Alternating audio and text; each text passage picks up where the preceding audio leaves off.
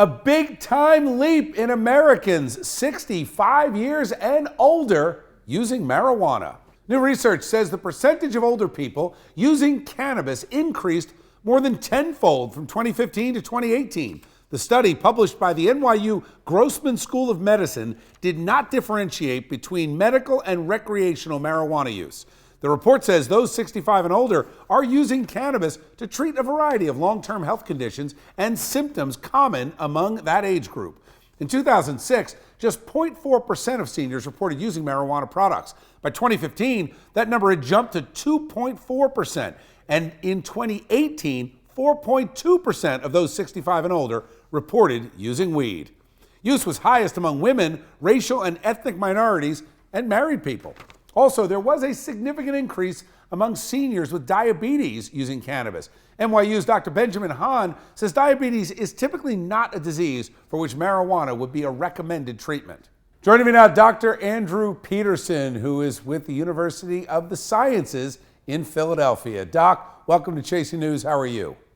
Bill, thanks very much for having me. I really appreciate the opportunity, and I'm doing well today. I hope you are. Great. Too. I'm glad to hear it. Let's jump right in. The study was somewhat vague, so can you just explain from your perspective, why are people 65 and older using pot? I'm not surprised.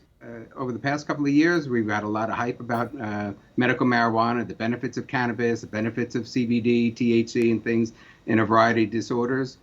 Elderly use it for a lot of common problems. They often like the gummy CBDs to go to sleep. It helps reduce a little bit of the anxiety. But more and more, we're seeing some of the elderly who are looking at it for pain management and pain control. They don't want to get addicted to opioids, so they think that marijuana is a good, safer alternative than the opioids are. But there are risks. So what are your concerns? Let's talk about the risks. You know, we've had a bit of a rush to judgment on marijuana, and it seems that, you know, risk be damned, just get it out there. Everybody either use it recreationally or the CBD oil. What are some of the risks?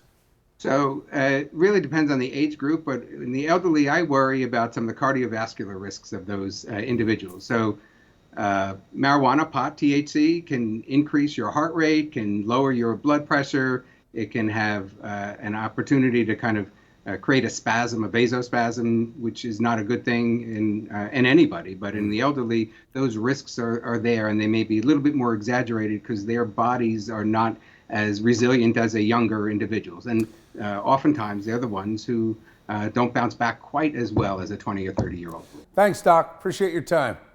No problem. Thanks, Bill.